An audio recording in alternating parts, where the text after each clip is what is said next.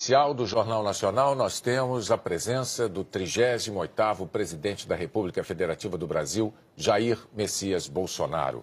Presidente, muito boa noite. Boa noite, Bonner. Boa noite, Renato. Primeiro, urnas, muito obrigado desde já por abrir as portas da sua casa para o Jornal Nacional nessa noite tão especial, de um dia certamente que foi muito atribulado e tem sido para o senhor. Nós já sabemos que, em primeiro lugar... Eu quero agradecer a todos que votaram em mim, pelo apoio, pela confiança, agradecer pelas orações também.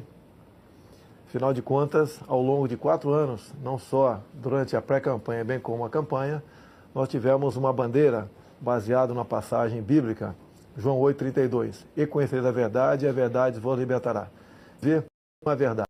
Agradeço esses que acreditaram na verdade, confiaram no meu nome nas urnas.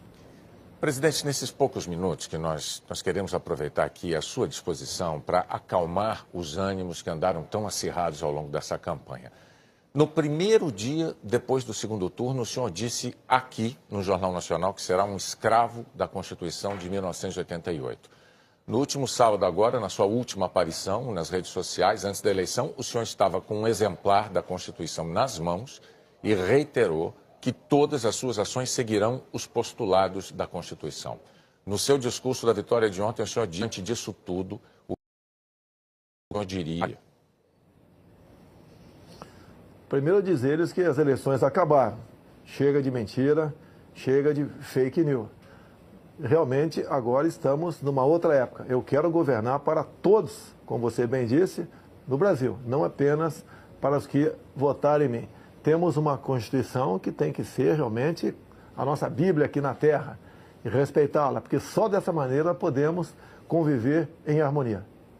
Presidente, boa noite. Durante a campanha, o senhor já teve oportunidade de se desculpar por palavras mais fortes que usou em sua pregação sobre um projeto polêmico de educação sexual nas escolas.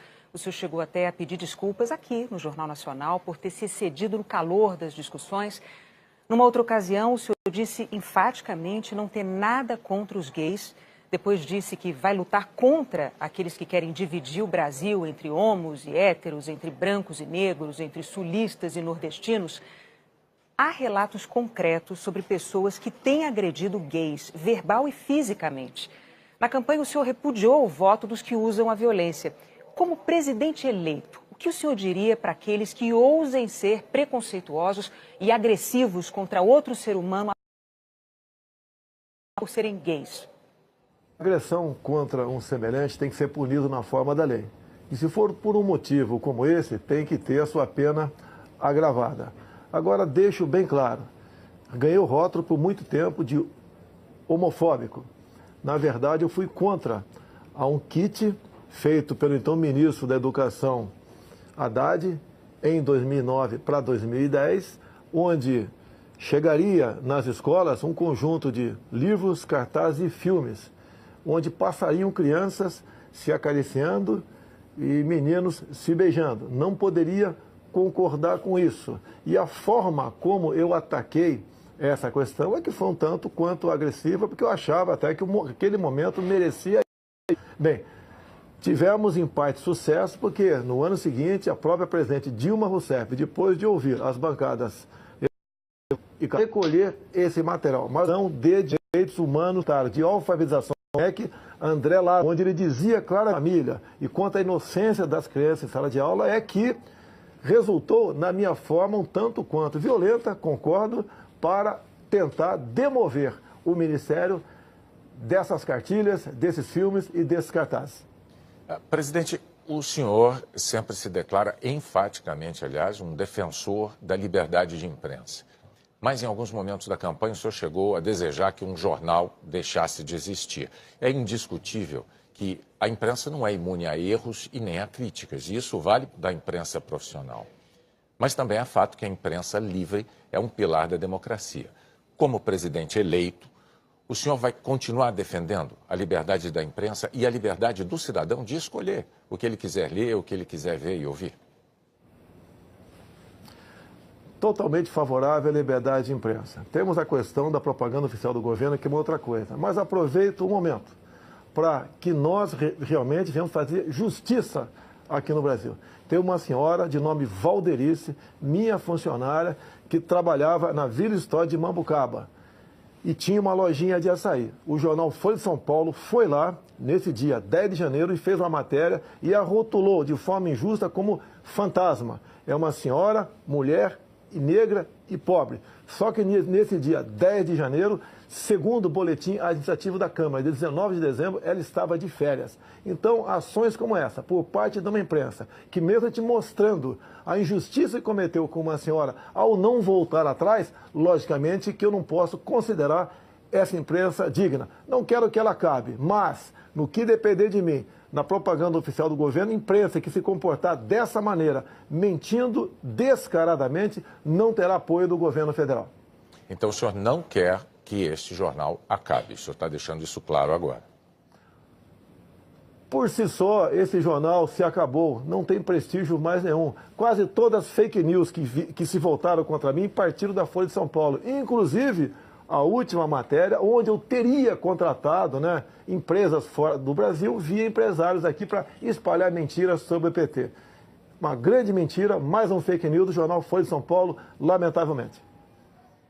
Presidente, me permita, como editor-chefe do Jornal Nacional, eu tenho um testemunho a fazer. Às vezes, eu mesmo achei que críticas que o jornal Folha de São Paulo tenha feito ao Jornal Nacional me pareceram injustas.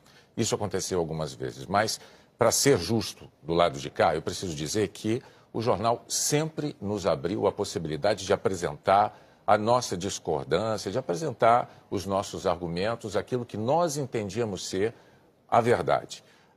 A Folha é um jornal que cumpre um papel importantíssimo na democracia brasileira, é um papel que a imprensa profissional brasileira desempenha e a Folha faz parte desse grupo da imprensa profissional brasileira. Mas a gente pode seguir adiante com a próxima pergunta da Renata. Sim, presidente, no discurso em que o senhor fez essa mesma afirmação sobre a imprensa, o senhor disse que os marginais vermelhos serão banidos da nossa pátria. O que o senhor quis dizer com isso? Foi um discurso inflamado, com a Avenida Paulista cheia, e, logicamente, eu estava me referindo à cúpula do PT e cúpula também do PSOL. O próprio Boulos havia momentos antes dito que invadiria a minha casa aqui na Barra da Tijuca por ela não ser produtiva. Vimos o candidato do PT derrotado, em vídeo também dizendo que a crise no Brasil só acabaria quando Lula fosse eleito presidente. Então foi um momento de desabafo, é um discurso acalorado, mas não ofendia a honra de ninguém. O que eu quero dizer com aquilo? No Brasil, de Jair Bolsonaro, quem desrespeitar a lei sentirá o peso da mesma contra a sua pessoa. Presidente, essa campanha foi muito polarizada, todo mundo sabe, todo mundo notou, às vezes até dentro de famílias houve brigas, o senhor certamente tem conhecimento disso. Ontem, no seu discurso, o senhor muito corretamente disse que será o presidente de todos os brasileiros. Para conseguir o seu objetivo de conciliação nacional, respeitadas as diferenças de ideias, o que é que o senhor poderia dizer para os que não votaram no senhor? Dizer a todos vocês que não votaram em mim que nós estamos no mesmo barco. Se o Brasil não sair dessa crise ética, moral e econômica, todos nós sofreremos as consequências do que se aproxima no futuro. Nós queremos junto com vocês. Afinal de contas, nós temos tudo para sermos uma grande nação. O que está faltando é a união de todos, evitar as divisões. Essas divisões apareceram no governo anterior. Nordestinos, sulistas, brancos e negros, ricos e pobres, homos e héteros. Isso nós vamos evitar. Vamos tratar todos iguais. Eu apelo àqueles que não votaram em mim. Nos dê oportunidade agora de mostrar que realmente nós podemos fazer uma política de modo que a felicidade se faça presente em nosso meio no futuro. Presidente, uma última pergunta. O senhor disse há pouco à Record e ao SBT que pensa em convidar o juiz Sérgio Moro ou para o Ministério da Justiça ou para o Supremo Tribunal Federal. Qual dessas duas funções o senhor prefere para ele? Olha, o juiz Sérgio Moro é um símbolo aqui no Brasil. Eu costumo dizer que é um homem que perdeu a sua liberdade no combate à corrupção. Ele não pode mais ir na padaria sozinho ou ir passear com a tua família no shopping sem ter um enorme aparato de segurança ao teu lado. É um homem que tem que ter o seu trabalho reconhecido. Para mim, pretendo conversar com ele brevemente, já foi feita essa sinalização positiva, pretendo convidá-lo para o Ministério da Justiça ou, seria no futuro, abrindo uma vaga no Supremo Tribunal Federal, na qual melhor ele achasse que ele poderia trabalhar para o Brasil. É um homem que tem um passado exemplar do combate à corrupção. Em qualquer uma dessas duas casas, ele levaria avante essa sua proposta. E a corrupção tem que ser banida aqui no Brasil. Ninguém suporta mais conviver com essa prática tão nefasta. Presidente Jair Messias Bolsonaro, mais uma vez, nossos parabéns pelo seu desempenho nas urnas, pelos votos que o levaram ao Palácio do Planalto.